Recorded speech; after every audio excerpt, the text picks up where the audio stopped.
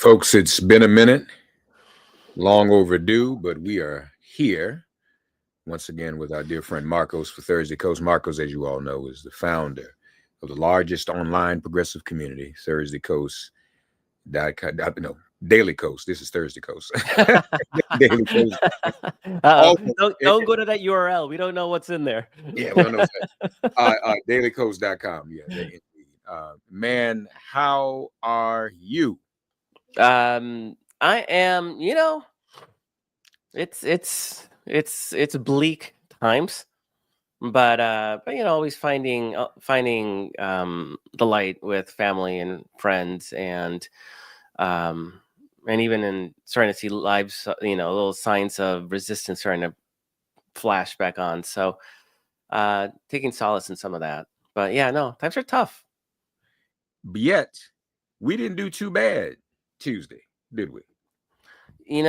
Despite somebody said, and this was really put well. Somebody said that Hakeem Jeffries and Chuck Schumer, they were behaving like opposition leaders when we need resistance leaders. Like that was a very good way of putting it. They think business as usual, right? I mean, you run a campaign correctly talking about how Donald Trump is a threat to our very democracy and the world order, and then you pretend that he's like normal. And so there was always dissonance with that.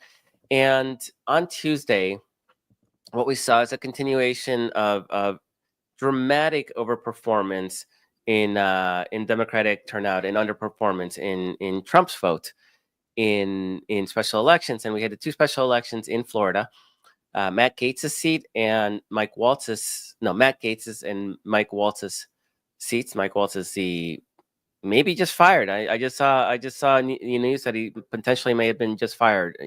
Just now as we talk. Okay. There's rumors that happened. But these were the Gaetz seat was a 35 plus 35 Trump seat. The Waltz seat was a plus 30. And Democrats came within 15 points of each. And okay, you lost by 15, big deal.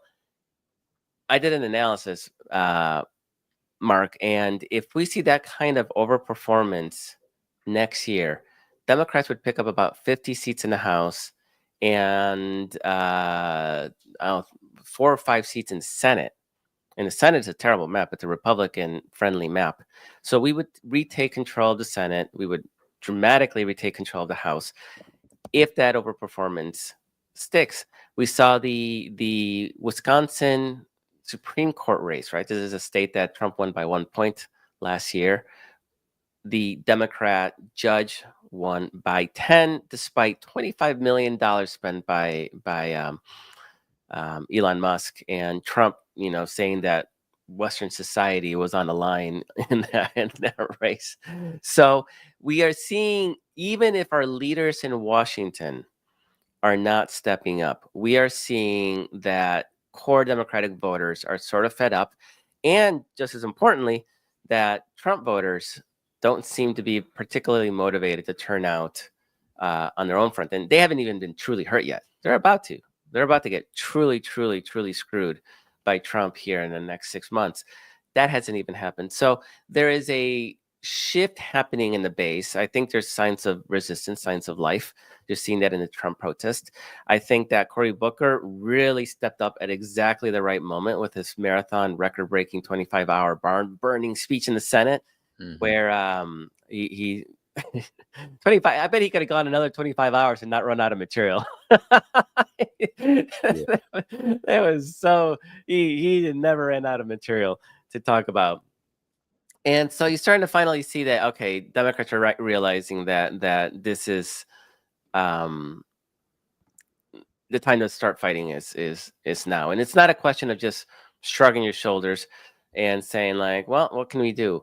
You got to start laying the rhetorical foundation for an alternative to Trump and really pinning Trumpism on every single Republican. This is where even Joe Biden kind of screwed up. He was trying to like wedge Republicans away from Donald Trump. So he tried to kind of, treated Trump as he was an anomaly. Like, Trump is different, but you Republicans, you're decent people.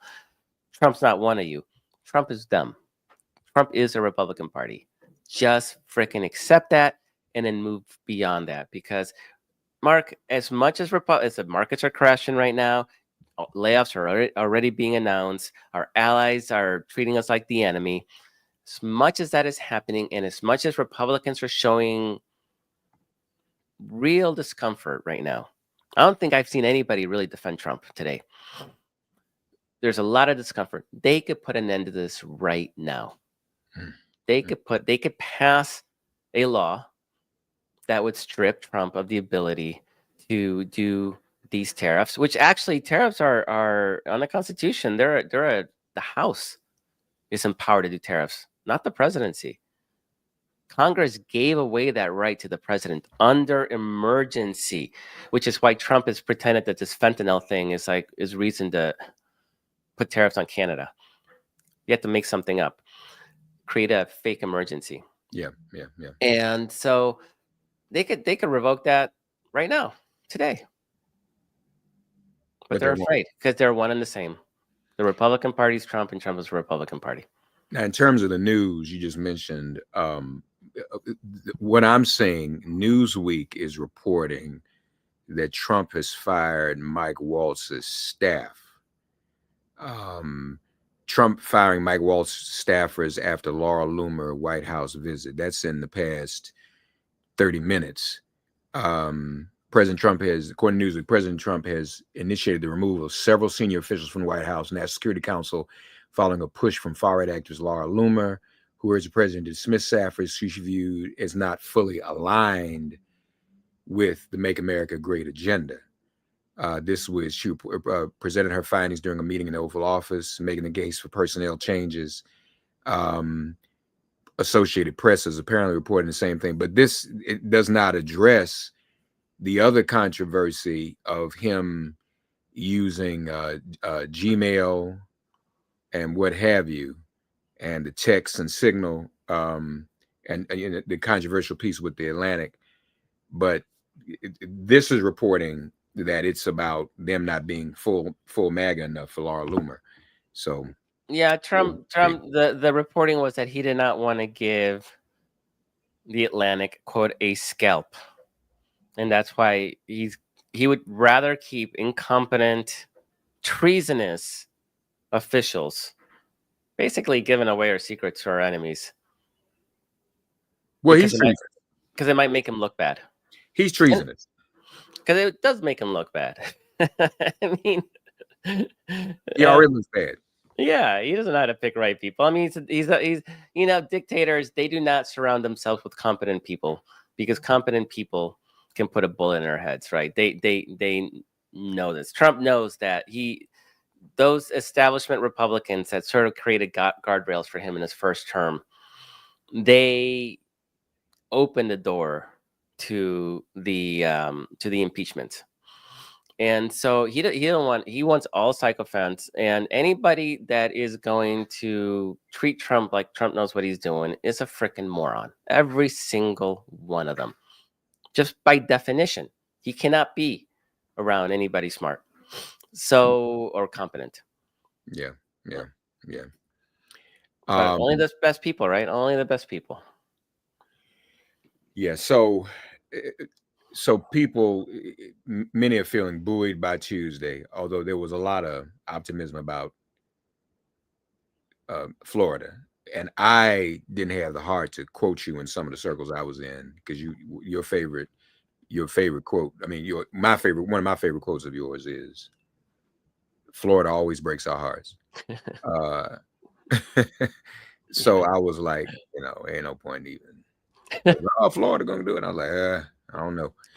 30 points is too much, but I will say that the Senate race in Florida next year should be interesting. And what's gonna happen there? What do you think is gonna happen? So Debbie Murskell Powell lost by 13 points. So you think, okay, big gap. Florida's lost. But again, I mean, you're seeing these 15-point over performances, and it's an open seat because it's Marco Rubio's seat. I can see a scenario where there's an absolute wave election, the way things are shaping up. And even Republicans are saying it. Rand Paul was saying if Trump doesn't roll back these tariffs, we are going to see the biggest wave, Democratic wave we've ever seen. And I don't think he's wrong. So this is not a situation. I don't think Florida is competitive in a normal year, not anymore. Just even migration flows into Florida, you see that. Uh, what we need, Mark, is we need Florida Democrats to move to Georgia and North Carolina. That's what we need. That would nicely offset losing Florida. But I don't think next year is going to be a normal year. I mean, Trump's not a normal president. He's not even by Trump standards. He is completely and utterly making a mess of things in a way that harms his people. Mark, this is a crazy thing, right? For the first time, and I didn't go way back and way back and way back, but for the first time in recent history,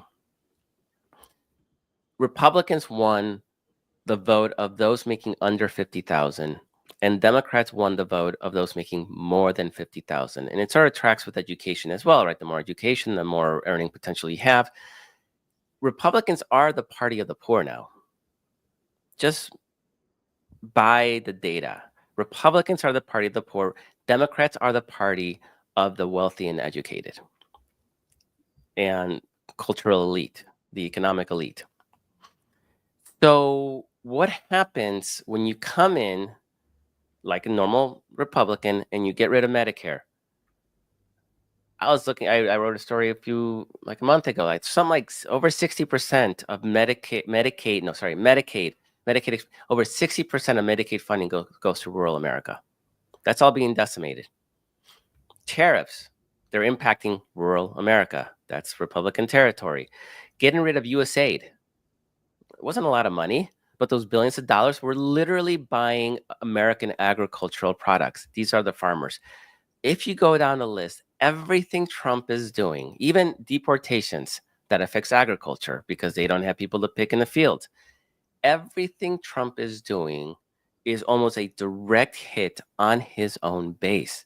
Mm-hmm. It is actually kind of amazing how surgically he is screwing his own people.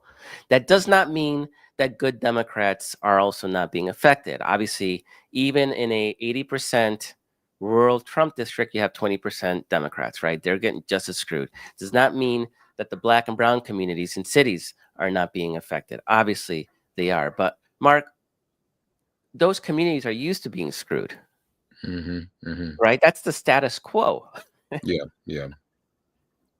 Yeah.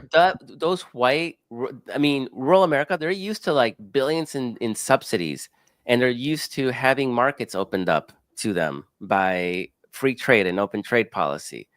And they're used to federal money to upgrade their equipment. Like they're used to that. They're not used to suddenly being cut off. So what happens in that environment? And that's a big question. And Mark, I see a lot of them, right? I keep tabs on them. And a lot of them are like, yeah, I don't like what Trump is doing, but Kamala Harris would have been so much worse, right? That's how they rationalize it.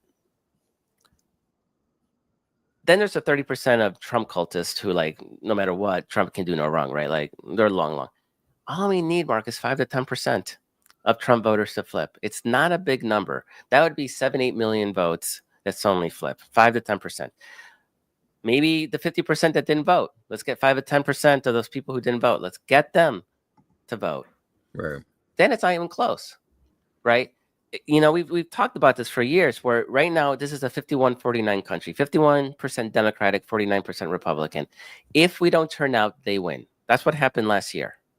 Our vote did not turn out the way it did in 2020. We need just move that 4 points to 55-45, and you can have an environment that, like last year, what happened is the nation moved 6 points to the right. If we have a 10-point cushion, it's a 55-45% country. We still win. Yeah.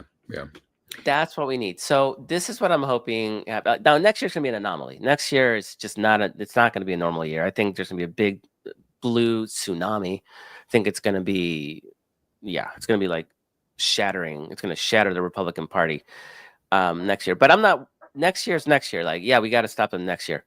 How do we break this cycle where we're so closely tied as a country that a Trump can come in and frickin' win and break the entire world order? It's not enough that he's breaking America. He's taking down the rest of the world with him. How do we prevent that? So, New York Times is now confirming that after the meeting with Laura Loomer, the Trump administration has fired at least 3 National Security Council officials. Again, it seems to be because of her But no names conspiracy. yet. Is No, Waltz is not one of them? Waltz is no not one of names. them? No names yet. I Okay. haven't got any names yet.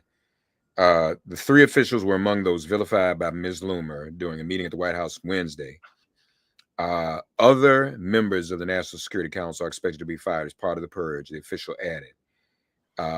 Some of those officials have been detailed to the council and were sent back to their home agencies over the weekend, even before the meeting. Now, this is interesting. The meeting was also attended by Mr. Waltz, Vance, other senior officials. For now, one of her top targets, the Deputy National Security Advisor, Alex Wong, has been spared.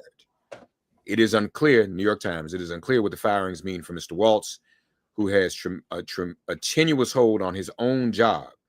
Mr. Trump has so far declined to terminate Mr. Waltz after he inadvertently invited the Atlantic journalist Jeffrey Goldberg onto a single group chat in which top officials, including Defense Secretary Pete Hegseth, shared sensitive details about forthcoming military strikes against Houthi terrorists. But senior officials who have discussed Mr. Waltz privately with the president say that Mr. Trump's reluctance to fire his national security advisor is more a matter of him wanting to avoid bad publicity, as you said, Markos, than a sign of confidence in him. Mr. Trump has made clear to his staff that he does not want to give the media the satisfaction of seeing Waltz fired. He does not want to start the cycle of firing top officials that plagued his first term. So that's the latest on that. Also, you mentioned this tariff situation. This is having an impact. U.S. markets plunge from shock of Trump's new tariffs. Now, this is supposed to be Mr. Business, art of the deal, and the businesses love him, and everybody's caving into him. Oh, he's business, business, business, business. I don't understand that.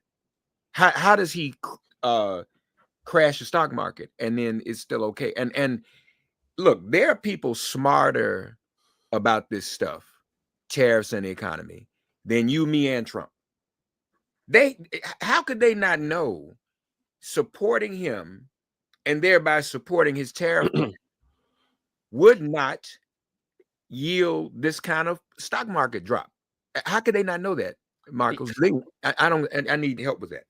Because Trump is this historically anomalous creature that has this incredible superpower where people believe his lies, they don't believe his truths, and then they fill in the blanks when they don't know any better. And people were like, oh, he's not serious about tariffs. He's just negotiating. He said what he was going to do. This is the part, these people like, don't take away my Medicaid. He literally said he was. Well, I didn't think he was serious. I thought he was going to focus on criminals. I thought he was. If you listen to any one of his speeches, he's doing exactly what he said he was going to do. So, yeah, Mark, I don't understand why people are so stupid, particularly after seeing him the first time. And it's this notion that, well, it's funny because there is a quote somewhere where somebody asked Trump, I think yesterday, about, or maybe it was a behind the scenes quote, but where people, he had some CEOs came in and were telling him not to do tariffs, and he told them to shut up and enjoy their deregulation. Yeah. First of all, there's no deregulation yet, because Trump doesn't care about deregulation. But they really thought that Trump would give him all the good things with none of the bad things that he promised. And congratulations, you got what you voted for. Yeah. That's the only good thing about this, is that people that are suffering the most are the people that actually voted for him. And so all those CEOs and all those finance bros and all the crypto bros and all these people who believed them on this stuff, they're losing um they're losing everything. And it sucks that they're bringing everybody else down with them. But it would be a lot harder if Trump was actually smart and he just Mm. targeted liberals. But no, he's taking everybody down with him. He don't care. And he said it. He said at a campaign rally, he said, "I don't care about you. I just want your vote." He literally said that at a rally. And I don't understand how people would listen to that and go like, maybe this guy's not in my corner. Maybe this guy is a problem and maybe we should stay away from it. Like, I don't understand. I will never understand that. And I'm with you. It makes absolutely no sense.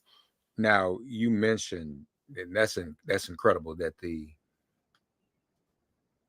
Republican Party in this past cycle has become the party of the poor. That's really profound. We got to do something about that, because that doesn't make any sense. But I think it speaks to, I'm called now to put up this quote from LBJ, folks. So many of you will recall it when you see it. It's right at the top of the screen if you're watching, but I'm going to read it for those listening. If you can convince the lowest white man he's better than the best colored man, he won't notice you're picking his pocket. Hell, give him somebody to look down on, and he'll empty his pockets for you. Dr. King had a similar quote that was a little bit different, but that's kind of where we are. That's a direct hit. It's exactly where we're at. And then people are, and those same people are buying Trump meme coins and Trump paraphernalia, and they're spending what little money they have on this con artist. You know, there's a post on the our conservative on the subreddit, the conservative subreddit, that was actually kind of fascinating, because right now they're struggling. Conservative people on Reddit, they are struggling. How so? And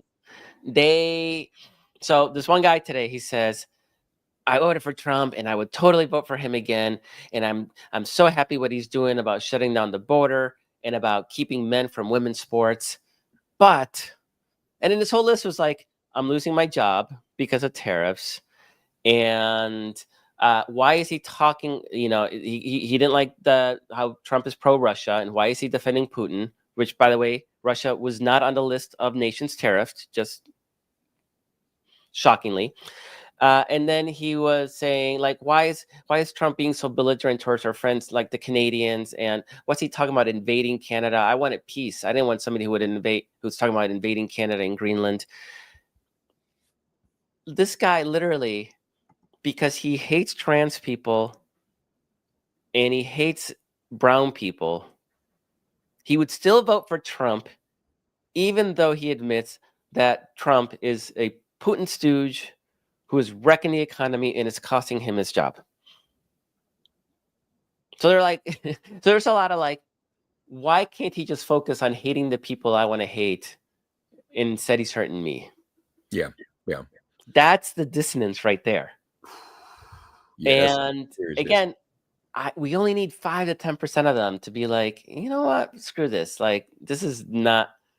But that quote basically says it. They're what, 12 trans female athletes in all college sports, but okay, they can't compete anymore, and that's totally worth losing your job and bringing down the global economy. That is what that is the trade-off, and I think they're struggling with it. And I suspect that a lot of I like some of his things.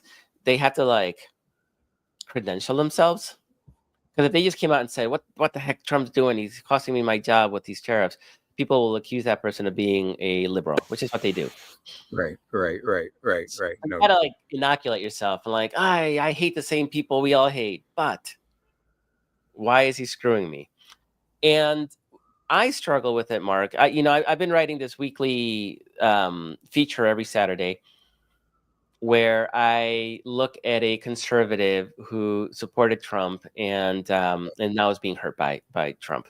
So it's farmers, it's Latino conservatives, um, it's people that are in public assistance who are conservative, government workers who are conservative who lost their jobs. So I look at that, and Mark, it's really tough for me because they're only upset at Trump because he's hurting the wrong person, right? So even these government workers, right? Like, I support him cutting waste and fraud, but my job is not waste and fraud. And it's like, dude, you're Right, a government worker. right, right, Every right. single government worker is waste and fraud. Do you not listen to them? And Mm, sorry, your job working on a Great Lakes fishery, that's, why would you think that was more important than any number of other essential functions? And I am all for government funded research into Great Lake fisheries because it supports right, entire industries right, in right, the Midwest, in the right. Great Lakes region.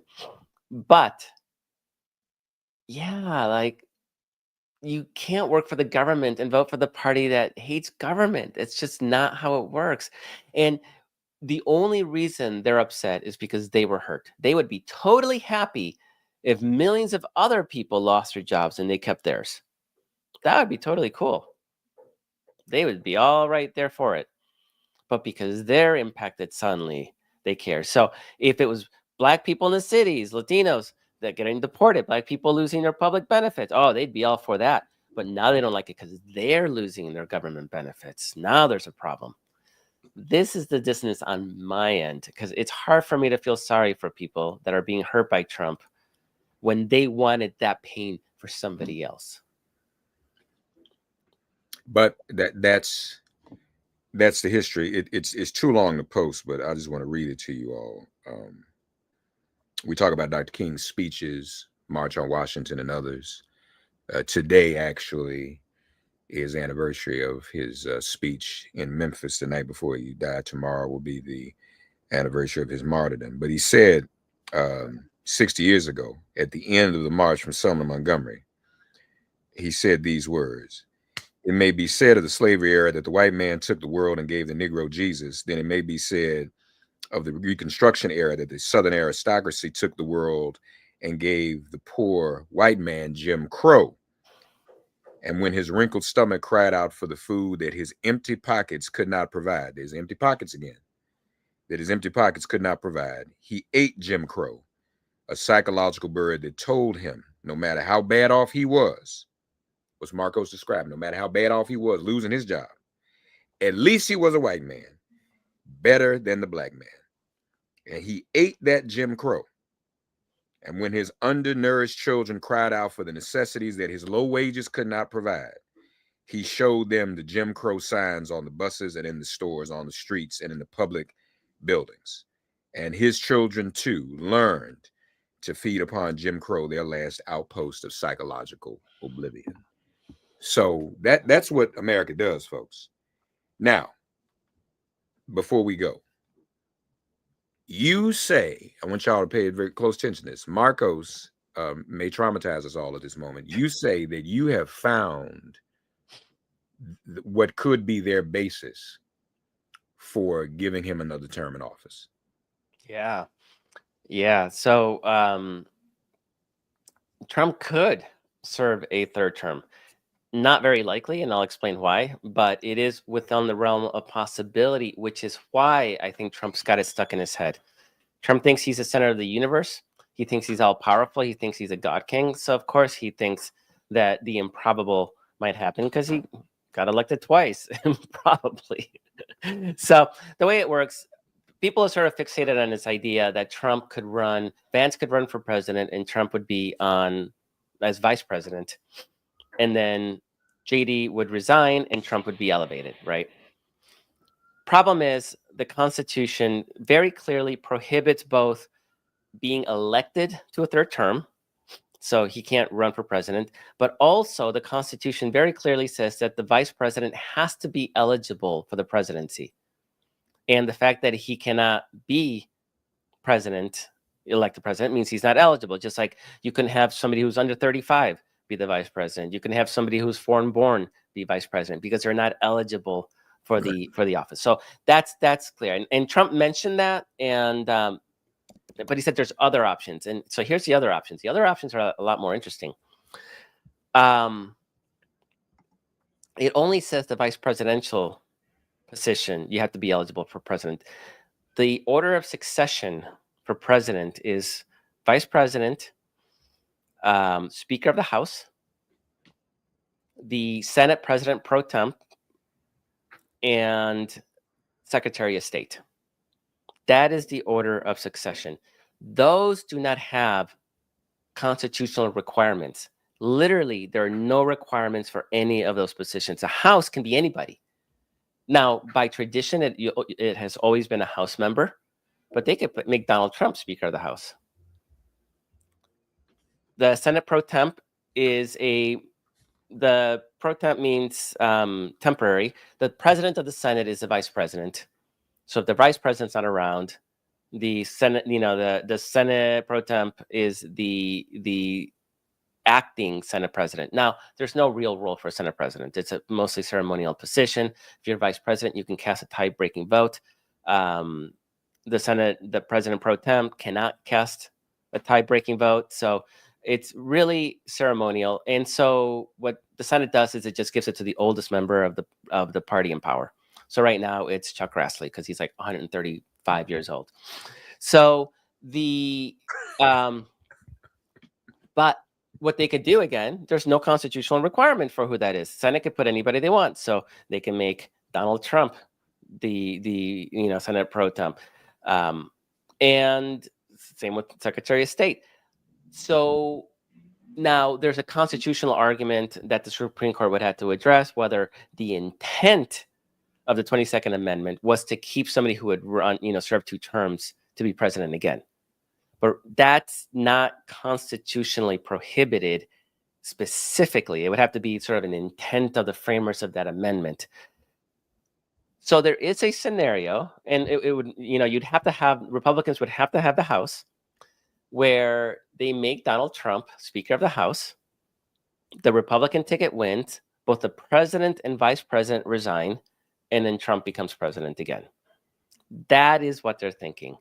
Now, in reality, Mark, who the hell is going to run for president, go through the trouble of all that freaking work, get elected, and then give it up for freaking Trump?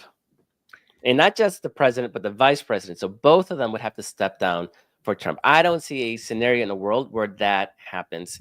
I don't think anybody's that dumb. Yeah, that's a lot.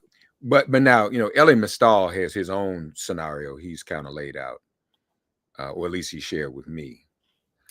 He says, who's going to stop the red states from just putting him back on the ballot? And that's his lack of faith in the Roberts Court. Like, who's going to stop it? The Constitution is very clear, though. There's no out. It says cannot be elected a 3rd term. So now there's a case that this administration is lawless and they're ignoring the Constitution. But at that point, he doesn't even have to run for re-election. He can just say, I'm not leaving the White House. Right. I mean, might as well just do that. Right. Yeah. So why go through the trouble? And then, I mean, what if the red states decide not to even hold elections for president? It makes it easier for us to win. I guess it's the majority of the electoral vote. So, it's I mean, can their electors cast votes if there hasn't been a vote in the election? Oh, no, it's a good question, actually, because I don't know. I would assume there has to be an election of some sort. Yeah. But yeah, I mean, whether Trump is lawless, it's almost inevitable. I'll call it right now. What is this? April 3rd, 2024, 2025. Trump's going to get impeached again. And this time he might actually be convicted. I don't see a scenario in which in which he survives 4 years of this kind of lawlessness without getting impeached. So, And and if we went back to House next year, he'll definitely get impeached again. yeah, he'll get impeached. The question is it worth it? Is it really worth it Right. to spend the time when you can just, because you can't, can you get conviction? But you might even be able to get conviction. I mean, obviously Mitch McConnell will be gone, and too bad, but I think Mitch McConnell today would vote for conviction. There's going to be a need for Republicans to distance themselves from Trump. Yeah. Because he is absolute, he's hurting their base. And so you have these farm state Republicans. That's why 4 or 5 of them voted with Democrats in a symbolic resolution in the Senate yesterday to revoke tariffs on Canada. Yeah. And Chuck Grassley just introduced a bill with somebody else. I can't remember who it was, but Chuck Grassley, Republican, introduced a bill that would revoke the president's ability to do emergency tariffs, like what he's doing right now. There's gonna be they're gonna have to distance themselves, especially if they get their asses whooped next year. And he's not gonna run for re-election. He can't hurt them anymore. So at that point, what happens? Yeah. So, I suspect by the end of this he'll be impeached and convicted, and JD will be president for about 3 months. Okay. That's my prediction. From your lips to God's ears. Markos Melissa's folks, Thursday Coast, dailycoast.com. Check it out. We've been away too long, but we're back with Markos. And, the world definitely didn't stop spinning while we've been away. My grandmother, God rest her soul, used to have a saying in moments like this: stop the world so I can get off. And I notice how many of us feel these days. Lord have mercy. Ooh. Can Elon and Donald go to Mars, please? Can they just go now? Yeah. or go take one of them vehicles to the Titanic. The one that broke. Don't you do that for us? Yeah, go to Titanic. Yeah, Titanic. Go down there and check it out so that something can be presidents of an entire planet. You think Elon? So they're acting like Elon's gone, but somebody said to me today it don't matter anymore because Elon's got all our data. He's good. He can go. Yeah, Elon's good. He's not going to be gone. He whether he stays or not, he has all of our data, y'all. They're claiming he's not part of Doge anyway. Like legally, he's not a director because he should have been confirmed, and he wasn't. And so they're claiming he's not even part of Doge. So what does it matter if he leaves when he's technically not there already? Of course he's going to be. They had me speak at the rally, or really MC the rally for the American Federation of Government Employees several weeks ago, and he's decimated that union. He's nullified every union contract except the Border Patrol. Yeah. Okay. So I met at Office of Personnel Management headquarters in DC. And this is what the people said. They said that the kids, he's got teenagers running through OPM, the Doge teenagers. And he said, Mark, it's the kids are so young doing must work. It literally looks like a daycare center in there. And they're just going through everybody's stuff. And let's remind everybody, because somebody said, well, what's the purpose? I said, well, keep in mind, now I have this on good authority. He's messing with every agency's procurement, right? Firing procurement officials so they can house procurement in one place. I think GSA, which has been done in past history, and it didn't work because the government is so vast. One office can't handle procurement for the massive federal government.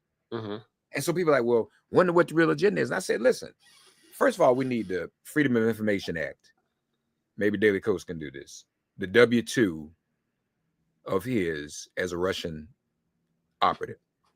Because, folks, he's not just doing something. He wants to scuttle the very function.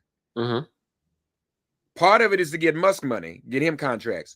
But let's just tear the whole thing apart.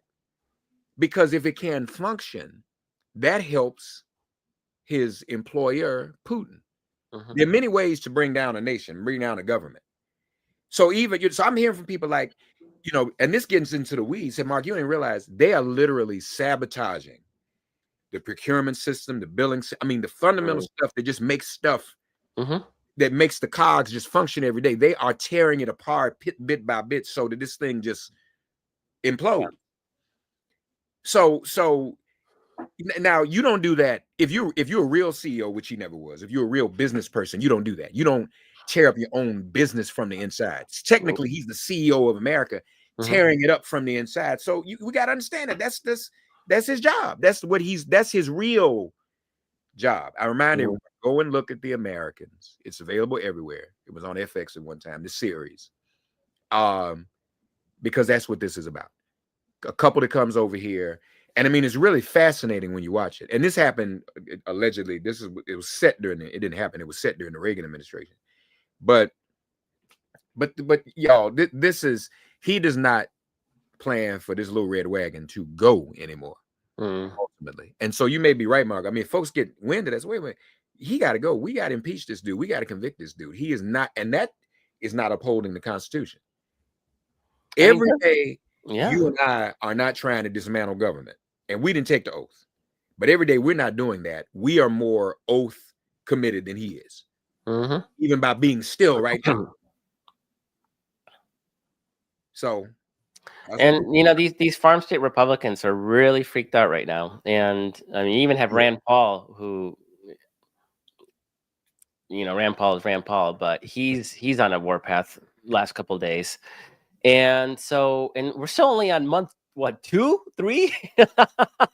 So, I mean, if they're this upset before the economic pain hits those individuals, those elected officials' pocketbooks, that, I mean, it's bleak. I mean, it is absolutely gonna devastate those red states. Yeah. Like I'm telling you, it's almost surgical in how precise his attacks hurt the Republican base, because they are the party of the poor now. So they are more people under 50, you know, making under 50,000 vote Republican. They're the ones that are going to suffer the most with higher prices, inflation,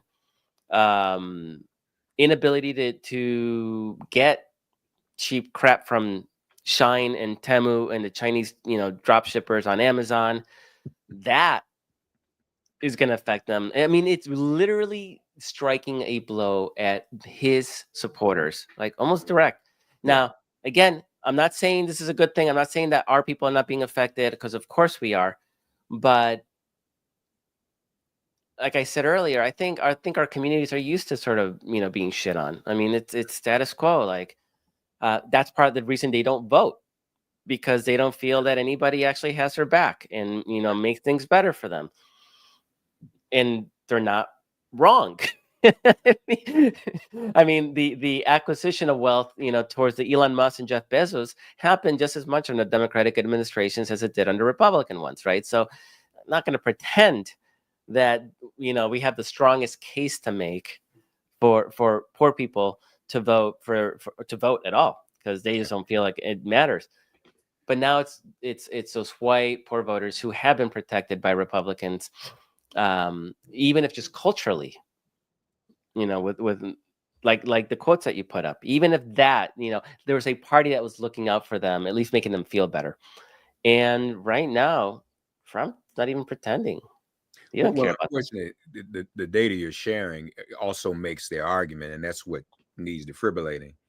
Those of us who were traditionally downtrodden and crapped upon because of civil rights, which is, you know, become somewhat synonymous with DEI, folks have been able to move up. So women and other minorities have been able to get degrees and get decent jobs.